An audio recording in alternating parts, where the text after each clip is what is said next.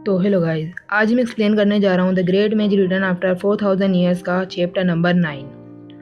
तो सबसे पहले जो मेरी पिछली वीडियो थी उसको बहुत ज़्यादा टाइम हो गया है, लेकिन एक बात थी कि मैंने उसमें 1 से 7 कर दिया था, जबकि वो 1 से 8 चैप्टर थे। तो कन्फ्यूज मत होना, क्योंकि मैंने 7 के बाद डायरेक्ट 9 चैप्टर और 10 चैप्टर डाल रहा हूँ, मतलब और भी डालूँ शायद।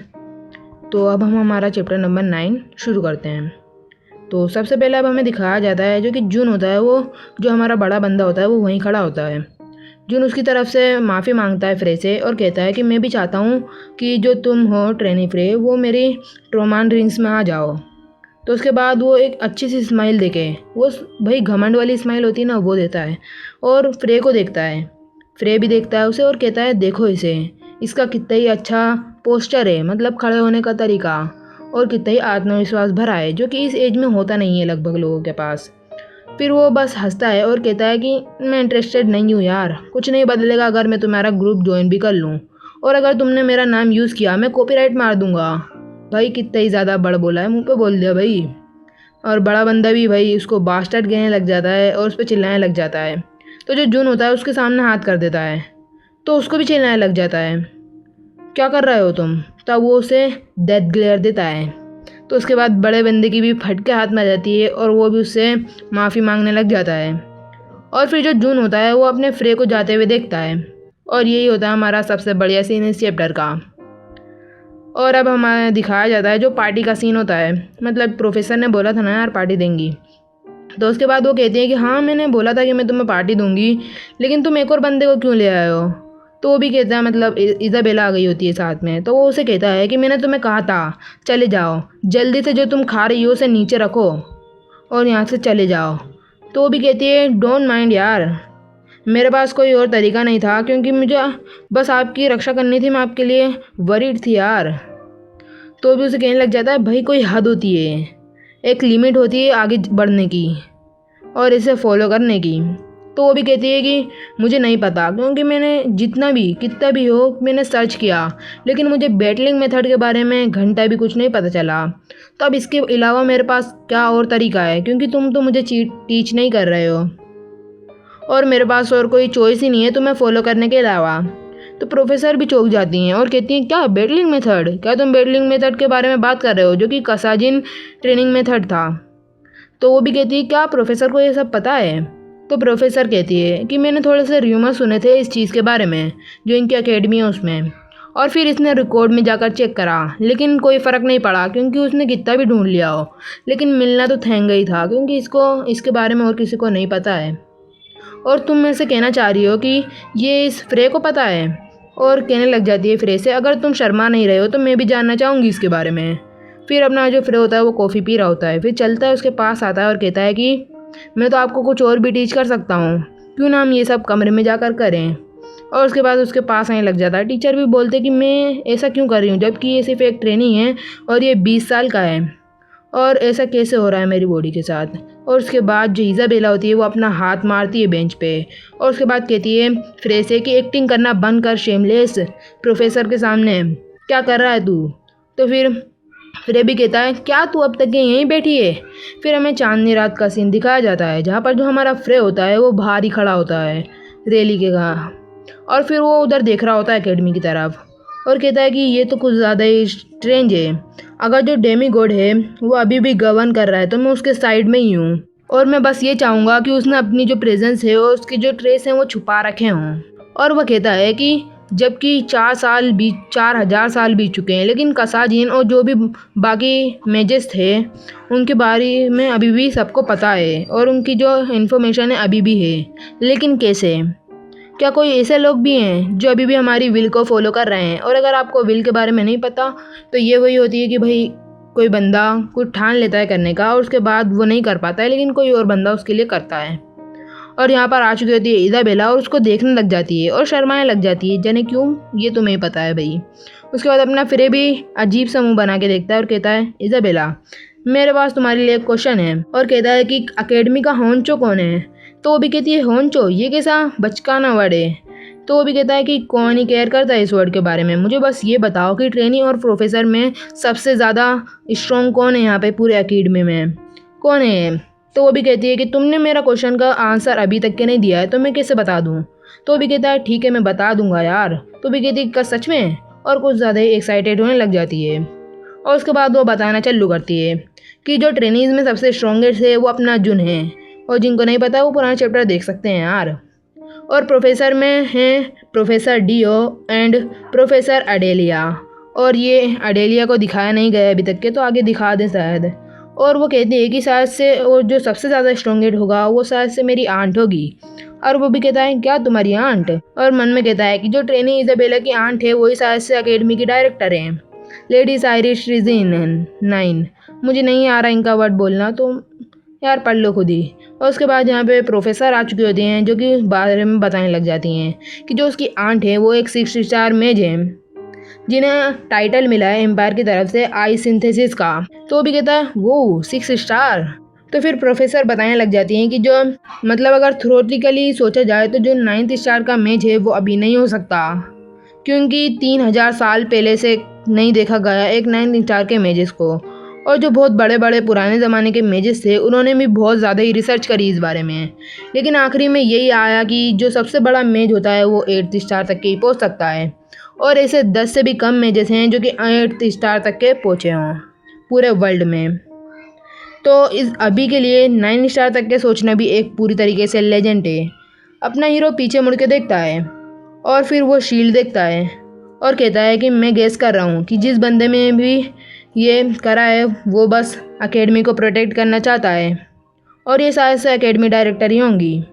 तो प्रोफेसर भी कहती है कौन ही जाने, शायद से तुम सही हो। और फिर वो कहता है मन में कि ऐसा नहीं लग रहा है कि ये 60 स्टार का है जिसने ये लगाया है। और फिर उसे जाने क्यों जुन की याद आ जाती है, और फिर वो कह रहा होता है जुन से कि ट्रोमोड्रिंक्स को ज्वाइन कर लो। तो जाने क्यों याद आई है मुझे ये बिल्कुल भी नहीं समझ में आया, बीच में पैनल कहाँ से आ गया तो मैं अभी नहीं समझा था, शायद से अगले चैप्टर में समझ में आ जाए। तो फिर ये मन में सोचने लग जाता है जैसा कि मुझे लग रहा है कि कुछ ना कुछ तो मैं यहाँ पे मिस कर रहा हूँ, और जो इसकी आंट है वो शायद से कुछ ना कुछ तो जानती है, मुझे शायद से उससे मिल लेना चाहिए। वो इजाबेला से कह रहा होता है ये। तो वो भी कहती है हाँ ठीक है। उसके बाद वो उसकी तरफ देखता है और कहता है कि शायद से नहीं, क्योंकि मैं ये डेमीगॉड का कितना ही इन्फ्लुएंस बढ़ा ये मैं नहीं जानता, तो शायद से मुझे किसी को इसमें इन्वॉल्व नहीं करना चाहिए, खास करके एक बच्ची को। भाई ये शायद से ये इसकी आंट को बच्ची कह रहा है या फिर इसको ही कह रहा है इजाबेला को, ये नहीं पता है मुझे। और फिर कहता है ये डिपेंड करता है सिचुएशन पे कि मैं क्या करूँगा, शायद से मैं उस अकेडमी डायरेक्टर को सप्रेस करूँगा। मतलब वो अकेडमी डायरेक्टर के बारे में बात कर रहा होता है, और कहता है कि शायद से अब मुझे 7th स्टार तक के जाना पड़ेगा। तो प्रोफेसर कहती हैं क्या 7th स्टार तक जाना है तुम्हें, कितना ही बड़ा मजाक है ये। कोई भी बंदा 10 साल लेता है कम से कम 7th स्टार जाने के लिए, और तुम बस 20 साल के हो। तो भी कहता है शायद से मैं ज़्यादा ट्रेन करूं अच्छा खासा, तो शायद से जो वेकेशन का एंड है वहाँ तक के मैं 7th स्टार तक के पहुँच जाऊँ। तो भी कहती हैं क्या कहा तुमने, कितना ही ज़्यादा अच्छा है, तुम कितने ही ज़्यादा बड़े बड़े ख्वाब देखते हो, लेकिन तुम्हें एक दिन रियलिटी समझ में आ जाएगी। ये अच्छा है कि तुम ड्रीम को जो बड़े रखो। उसके बाद वो प्रोफेसर की तरफ देखता है और उनकी तरफ बढ़ने लग जाता है और कहता है कि मेरा तो एक ही ड्रीम है, तुम्हें गले लगा के रखना, क्या तुम इसे चेक करोगी। तो उसके बाद वो भी कहने लग जाती है कि मैं कुछ नहीं कर सकती, उनकी एक स्टूडेंट है। तो फिर जो इजाबेला होती है वो भी कहती है अहम अहम। अब इससे जो प्रोफेसर होती है वो तो चमक गई होती है, लेकिन जो फ्रे होता है उसको गुस्सा आ रहा होता है उस पर, और वो कहने लग जाती हैं कि तुम्हें ये सब नहीं करना चाहिए फ्रे, ये शेमफुल चीज़ें तुम्हें प्रोफेसर के साथ नहीं करना चाहिए, वरना मैं अपनी आंट को भी ये सब रिपोर्ट कर सकती हूँ। फिर वो तिरछी नज़रों से उसे देखता है और कहता है कि इसीलिए मुझे बच्चियाँ नहीं पसंद। तो भी कहती है क्या बच्ची, और उसके बाद प्रोफेसर भी कहती हैं हाँ मुझे भी। और उसके बाद कहती है क्या प्रोफेसर क्या कह रहे चाह रहे हो आप दो ही। तो प्रोफेसर भी कहती है नहीं नहीं कुछ नहीं। और उसके बाद जो हमारा फ्रे होता है वो कहता है कि मुझे जल्दी करने की कोई ज़रूरत नहीं है, बस मुझे वो करना है जिससे मैं कोई भी मिस्टेक नहीं करूं, और यही है सबसे ज़्यादा जल्दी करने वाली चीज़। यहाँ पर अब हमें दिखाया जाता है 2 हफ्ते बाद का सीन, जहाँ पर एक बंदा एक पैर के सहारे चल रहा होता है और आ रहा होता है, और वो कहता है फ्रे यू बास्टर्ड, तुम्हारी हिम्मत कैसे हुई मुझे मारने की। और कहता है कि मुझे नहीं पता कि तुमने यहाँ पर क्या क्या किया है, लेकिन ऐसा हो ही नहीं सकता कि मैं तुम्हारे सामने आ जाऊँ, एक ट्रेश के सामने हार जाऊँ, मैं तुम्हें मार दूँगा। और उसके बाद वो क्लास की तरफ बढ़ रहा होता है। यहाँ पे हमारा फ्रे जो होता है वो आराम से अपनी किताब पढ़ रहा होता है और कुछ ध्यान नहीं देता उस पर, और कहता है कि अपना डेविड कि मैं तुम्हें रिग्रेट कराऊंगा बोर्न होने पे। और फिर वो सारे बच्चों को ऑर्डर देने वाला होता है, लेकिन एकदम से आवाज़ आती है मैजिक मिसाइल, और उड़ते हुए जाता है वो। सारे बच्चे उसे देखने लग जाते हैं, और यहाँ पर बंदे की नाक ही तोड़ दी गई है पूरी तरीके से, और शायद से इसे वापस से जाना पड़ेगा। और सारे बच्चे बोलने लग जाते हैं कि इसकी नोज़ को क्या हो गया, ठीक क्यों नहीं है। तो फिर प्रोफेसर भी कहते हैं क्या इसकी नोज़, इसे रीअरेंज करना पड़ेगा क्या। और उसके बाद जो हमारा फ्रे होता है वो यहाँ से जाने लग जाता है।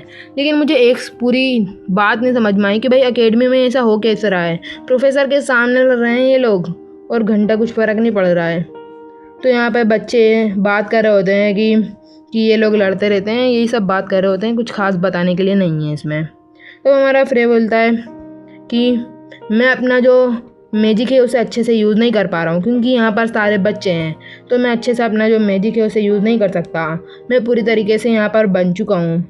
मुझे अपना और प्रैक्टिकल एक्सपीरियंस चाहिए होगा माना को बढ़ाने के लिए, क्योंकि ये जो फ्रे की बॉडी है उसमें इसे माना अच्छे से यूज़ नहीं करना आ रहा है। तो फिर पीछे से आवाज़ आती है सफ़ेद रंग के बंदे रुक जा वहीं, क्या तुम एक मतलब गाली दे के बोलता है क्या तुम एक डैश के बच्चे हो, तुम समझ सकते हो यार वहाँ पे क्या है। और उसे बोलने लग जाता है कि तुमने आखिर डेविड को हराया कैसे और कैसे कहा, हमें बात करने की ज़रूरत है। और फिर इस बंदे को दिखाया जाता है और वह कह रहा होता है कि मैंने सुना है कि तुम मैजिक यूज़ करने में कुछ ज़्यादा ही अच्छे हो।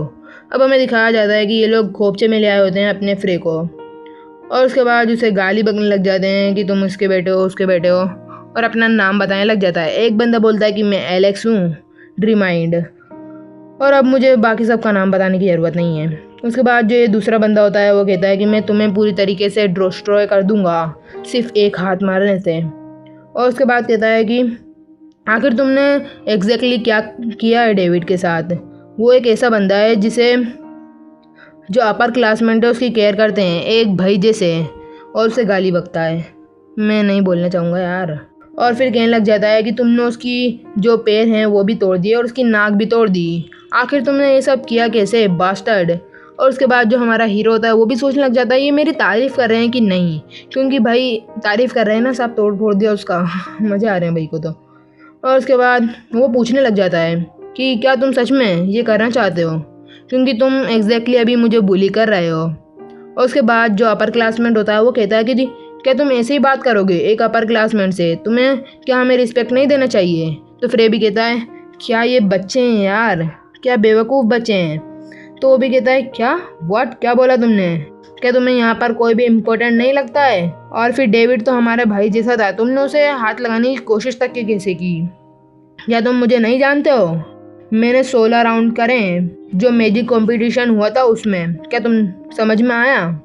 मैं ये कहना चाह रहा हूँ कि आज तुम्हारा फ्यूनरल निकलेगा, मतलब गंदा मारने वाला है बंदा, ऐसा कहना चाह रहा है वो। मार नहीं पाएगा ये तो हमें भी पता है। तो अपना फ्रे कहता है कि ऐसा लग रहा है कि तुमने यहाँ पर इन सबको बुलाया है और यहाँ पर तुम अपने नीची क्लास वाले बंदे को बुली कर रहे हो अपने सारे फ्रेंड के साथ मिलके। तो भी कहता है नहीं यार परेशान होने की ज़रूरत नहीं है, ये तो बस यहाँ पर देखने वाले हैं, क्योंकि क्या तुम्हें सच में लगता है कि मुझे गैंग बना के तुम पे अटैक करने की ज़रूरत है एक बच्चे पे। लेकिन एकदम से आवाज़ आती है मैजिक मिसाइल और सब उड़ते हुए जाते हैं। और उनकी क्या हालत होती है भाई, अकेला तो उड़ता ही उड़ता है, 2-3 और बंदों को लेके उड़ता है और दीवार में भर आता है। अब दूसरे बच्चे भी ये सब देखने लग जाते हैं। उसके बाद कहते हैं कि तुम सेमलेस बास्टर्ड, तुम्हारी हिम्मत कैसे हुई, तो वो जब बात कर रहा था तुम्हें अटैक करने की क्या ज़रूरत थी। तुम्हारा ओपोनेंट जब तुमसे बात करे तो तुम्हें नहीं पता कि तुम्हें अटैक नहीं करना चाहिए। तो वो भी कहता है कितने ही ज़्यादा स्टूपिड लोग हैं, और कहता है सॉरी माय बैड, मैंने सडनली रियलाइज़ करा कि जो ये सिचुएशन है कुछ ज़्यादा इसीलिए हो रही है क्योंकि तुम इतने सारे लोग हो यार, और मैं खुद से ही पूछ रहा हूँ कि मैं इन सब बच्चों के साथ क्या कर रहा हूँ यार। और उसके बाद वो लोग कहने लग जाते हैं क्या बच्चे, और उसके बाद उसे गाली बकने लग जाते हैं और कहने लग जाते हैं भाई एक लिमिट में रहना पड़ता है यहाँ पे रहने के लिए। और उसके बाद अपना अपना नाम और अपनी अपनी फैमिली बनाने लग जाते हैं, भाई रोब झाड़ रहे हैं यहाँ पर। और फिर अपना हीरो भी बोलता है मैं हूँ मैजिक बुलेट, मैजिक मिसाइल यार। और उसके बाद वो एक मैजिक मिसाइल सब में भरने लग जाता है, हर एक बंदे को मारते वक्त बोलता है magic missile, I am magic missile. और इसी के साथ सबका भरता बना देता है और वहीं बैठ के बोलता है कि कितना ही ज़्यादा मीनिंगलेस है ये सब, ये बस एक गुच्छा है बेवकूफ़ बच्चों का। ऐसे रेट पे तो मैं इनसे इन्फेक्टेड हो जाऊंगा, इनकी फूलिश चीज़ों से। और उसके बाद हमें एकेडमी का सीन दिखाया जाता है जहाँ पर, क्योंकि भाई एकेडमी में इन्हें पढ़ाया जाता है जो पुरानी चीज़ें हैं यानी मेजेस के बारे में। और भाई को तो पूरा ही पता है मेजेस के बारे में, 4000 साल पहले का ये बंदा। और कहने लग जाता है कि आखिर तुम क्या कर रहे हो इन दिनों से, मतलब इज़ाबेला कह रही है। तो भी कहता है ओह तो तुम हो ये। और उसके बाद मतलब कुछ बात कहने लग जाती है कि मैंने देखा कि तुमने लोगों का क्या ही भरता बनाया है और मैजिक मिसाइल मारी उन्हें, और अब तो तुम्हें लोग कहने लग गए हैं बच्चे डेथ मिसाइल। तो वो भी शर्माने लग जाता है और कहता है कि कितना ही ज़्यादा एम्बेरसिंग है ये सब।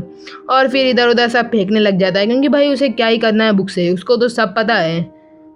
और फिर उसे बताने लग जाता है कि मेरे पास अपॉर्चुनिटी नहीं आती है क्योंकि ये लोग बस मेरी मैजिक मिसाइल में ख़त्म हो जाते हैं। ये अपॉर्चुनिटी आती नहीं कि मैं अच्छे से अच्छा मैजिक यूज़ कर सकूं।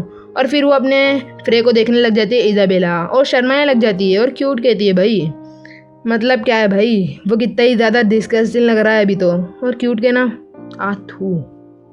और उसके बाद जो फ्रे होता है वो पूछने लग जाता है कि तुम यहाँ पर क्या करने आई हो। तो वो भी कहती है मैंने तुम्हारी जो एडवाइस है उसे फॉलो करा था। तो इस बंदे ने बताया था जो कि और का ब्लड होता है वो इनको यूज़ करना चाहिए सर्कल को इंग्रेव करने के लिए, तो इससे जो एफिशिएंसी है वो बढ़ जाएगी सर्कल्स की।